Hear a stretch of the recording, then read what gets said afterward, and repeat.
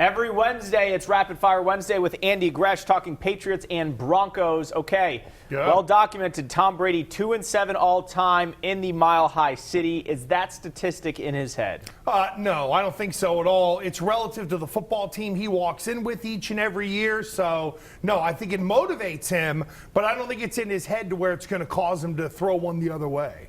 Prior to the year, this is the game we all circled on the calendar. Defending Super Bowl champs, AFC Championship rematch.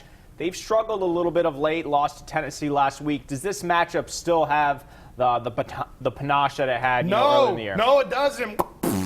The air's out of the balloon once Tennessee beat Denver last week. Now Denver's a long shot to get into the playoffs. I mean, they're not going to win their division unless everything breaks their way. So, no, this isn't as sexy a matchup. If the Pats beat Denver, is that it for the Broncos? I don't think so. I think they can still win the final two, get to 10, and then get in. But there is no question, if the Patriots beat them, then all the pressure is on the Broncos and their young quarterback. All right, the game in January, a lot of different things going on from then till now. No Peyton Manning, no Rob Gronkowski. That being said, what can we learn from the AFC Championship game the Patriots can apply? Stay out of long third down and distances because the back end of the secondary is built to deal with those situations, and they've got a pass rush. But you can run all over them, and that's what I expect the Patriots to mix in.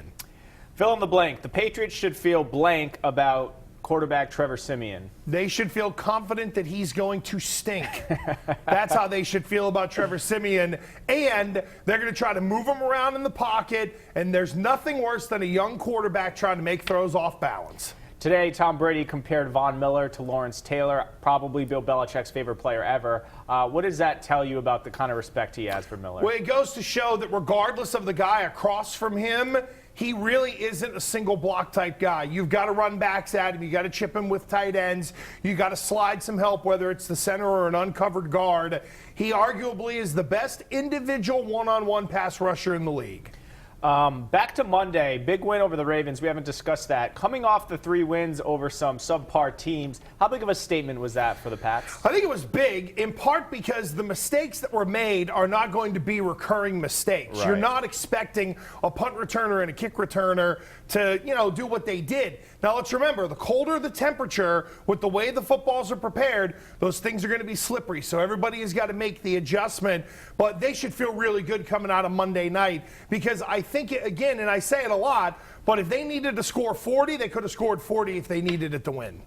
You mentioned footballs. The Deflategate 2 story with the Steelers and Giants. Roger Goodell pretty much dodged that question today. But is this a bad look for the NFL? And should the Pats be mad that the NFL isn't more interested in this story? Yes, they should be. Patriot fans have the right to kind of rabble-rouse. However, the NFL learned their lesson. They don't want this to get in the way of a playoff run.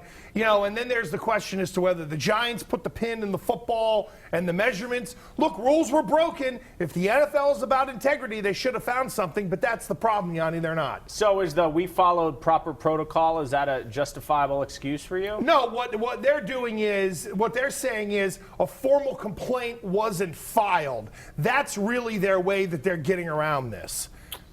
There's nothing like Deflategate on year 2 now. Oh, it's a joke. And again, where are the Colts? Because if the Patriots are a bunch of cheaters, then where are they at right now? Let's connect with our station in Indianapolis or whatever and get the people who are rabbit arousing on that on. Then it'll be, well, they did it.